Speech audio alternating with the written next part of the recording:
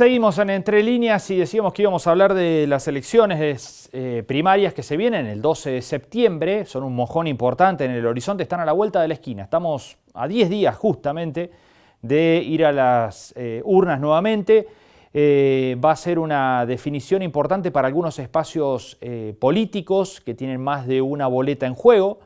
El típico caso en la provincia de Córdoba es el de Juntos por el Cambio, con 4 boletas, de las cuales va a quedar una en carrera, y veremos si la que queda mezcla diputados con alguna de las otras participantes. Para eso, la segunda o la tercera lista deberá superar el piso del 25%. Si supera ese piso, podrá incluir en la boleta ganadora a alguno de los representantes que tienen su propia boleta en el tramo de diputados.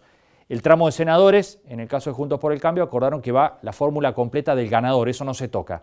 Bueno, eso se va a estar definiendo el próximo 12 de septiembre, pero además va a servir como un panorama general para el resto de las fuerzas que no tienen competencia de boletas, para saber dónde están parados, qué porcentajes de votantes logran convencer para que los acompañen, mirando, por supuesto, el 14 de noviembre, que es cuando se va a definir las bancas de diputados y senadores, que en el caso de Córdoba son 9 y 3 respectivamente.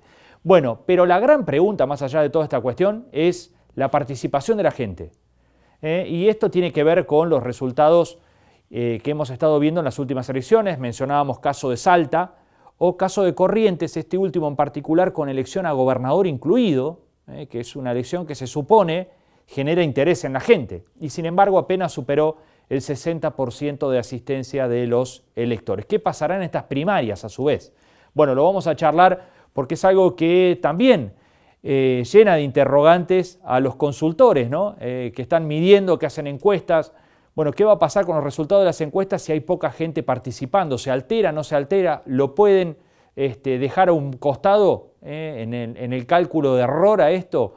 Bueno, vamos a hablar con un especialista en esto, como es Gustavo Córdoba, que gentilmente nos atiende y ya lo estamos saludando. Gustavo, ¿cómo va? Buenas noches.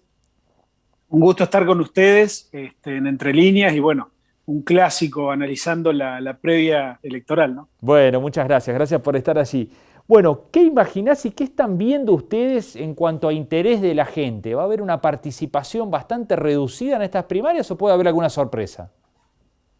No, no va a haber sorpresas y como vos bien planteabas al inicio de tu análisis, hay algo que viene recurrentemente repitiéndose desde la elección justamente de Río Cuarto, ¿verdad? De noviembre del año pasado, en donde vimos por primera vez una elección importante en la Argentina en un contexto de pandemia, con una merma significativa del caudal electoral que se moviliza el día de las elecciones, ¿no? Y lo hemos visto en Salta, lo hemos visto en Jujuy, lo hemos visto en Misiones, lo hemos visto en Corrientes, prácticamente en un promedio de un 10 a un 15% menos de movilización electoral, y creo que vamos a ver algo similar a eso, ¿no? Más allá de que pueda haber alguna zona del país que tenga una dinámica distinta, y sí que puede influir de alguna manera en el pronóstico de las encuestas. Claramente, déjame distinguir que aún creo, al menos nosotros lo estamos haciendo en todos los lugares donde estamos trabajando, preguntamos primero si están vacunados, si no están vacunados y si se van a vacunar o no, y preguntamos si van a ir a votar de manera segura o de manera probable, ¿no? De tal manera de poder establecer distintos escenarios a partir de los cuales poder proyectar, digamos, algunos resultados. Entonces, creo que esta elección va a marcar, por un lado, cierta dosis de apatía que tiene que ver más con una desafección y con una mirada crítica de la sociedad argentina respecto de la política. Nosotros lo hemos ubicado en un contexto donde las campañas electorales ya no generan nada en el votante. Es más, si generan, generan más bien enojo, más que alguna cuestión positiva. Y en general hemos notado que en la Argentina y en particular en esta elección paso, las campañas electorales pareciera que no tienen como destinatario al público en general, ¿no? Sino que habrá que ver a quién le hablan, pero evidentemente que a cerca de un 75% de argentinos creen que las campañas a ellos no le están hablando en este momento. Bueno, es muy llamativo ese dato, ¿no? Lo veía en el último relevamiento que hicieron ustedes. Y entonces la pregunta que surge, ¿a quién le hablan, no? Si el 75% no se siente interpelado por ese mensaje. Lo que pasa también, Marcos, que hay poca investigación previa, poca investigación de calidad. Nos ha pasado, y creo que a todo el mundo que está en la actividad que estamos nosotros, presupuestar trabajos online o telefónicos contra trabajos domiciliarios presenciales, que son muchísimo más caros, pero a la postre son los que tienen menor margen de error, ¿no? O tienen la facilidad de abarcar mejor el registro electoral de la gente. El problema es que cuando vos pagás 2,50 por una encuesta telefónica o online, no tiene la misma calidad metodológica que la otra encuesta domiciliaria o presencial. Y ahí empiezan los problemas, porque evidentemente los medios nos van a decir de nuevo, otra vez fallaron las encuestas, y en realidad es que en general hay una falta de profesionalismo que se nota en esto que digo de las encuestas y se nota también en la elaboración de los mensajes. A ver, sin investigación de calidad, ¿cómo hacen las campañas electorales para definir los mensajes? ¿Lo tiran al voleo, lo tiran al tuntún? Ensayan error, ¿viste? Prueba error.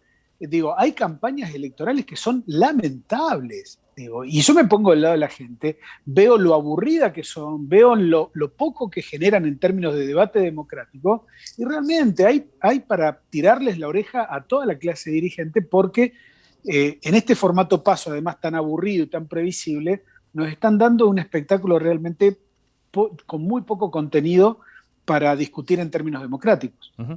Gustavo, más allá de que, por supuesto, cada provincia tiene en este turno, en estas primarias, su propia realidad, aquí nosotros elegimos los diputados por Córdoba, los senadores por Córdoba, bueno, naturalmente que se filtran discursos, mensajes y campañas de otros lugares, especialmente de Buenos Aires y la capital federal.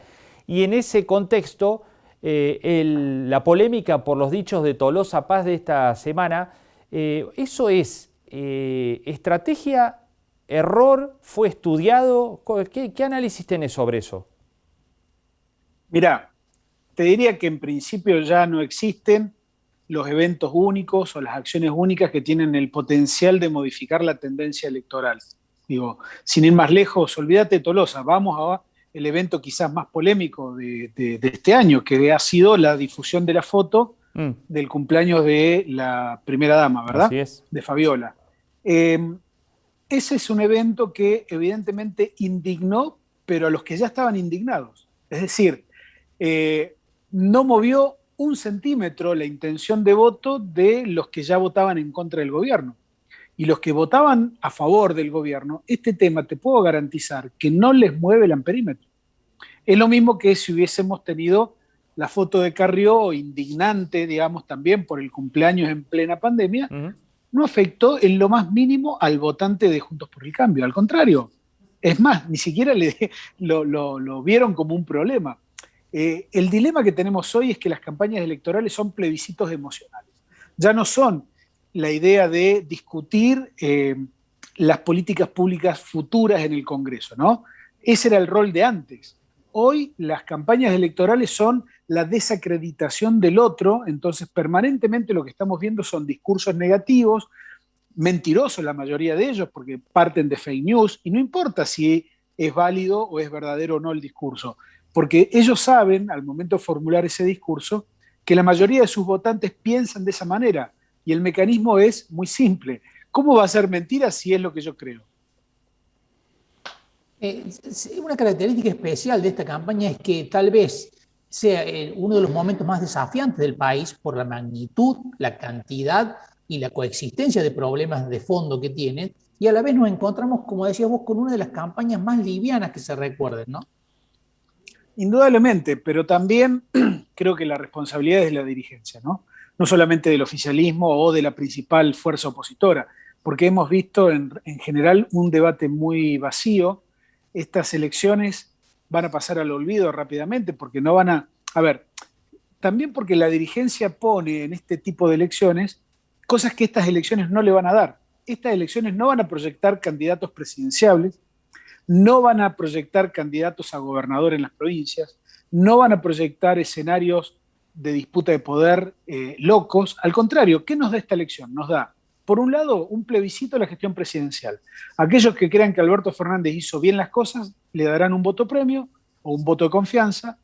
Aquellos que crean que Alberto Fernández hizo mal, le darán un voto castigo. Lo otro que nos da esta elección es ordenar de alguna manera relativamente, ¿no?, los liderazgos en todas las fuerzas políticas, tanto en el oficialismo como en las oposiciones. Eso es todo lo que nos va a dar esta elección. Todos los que proyecten otras cosas, yo creo que se van a equivocar y van a recibir, digamos, un mensaje bastante duro de la clase, de la sociedad argentina, porque entre esta desafección, que es una mezcla de apatía y bronca con la política, noviembre es un escenario que va a estar bastante lejos en el tiempo todavía, ¿no? Gustavo, ¿cómo está la elección en Córdoba? Mira, yo veo que hay una disputa muy grande solamente en Juntos por el Cambio, ¿no? En ese sentido veo un paralelismo con la provincia hermana de Santa Fe, donde todas las fuerzas políticas, y esto lo quiero destacar, dispusieron que sus candidatos sean elegidos a través de las PASO. Me parece que ese es un elemento muy importante en términos de valor democrático. Córdoba solamente Juntos por el Cambio. Veo que hay una gran competencia. Habrá que evaluar si las listas de Dante Rossi del alfonsinismo y la lista de Javier Vicellares no le terminan restando a Mario Negri votos radicales críticos para poder ganarle a Juez. No obstante, hay que decir esto, Juez es un dirigente que tiene a favor, que siempre ha sido un dirigente que expresaba lo antisistema.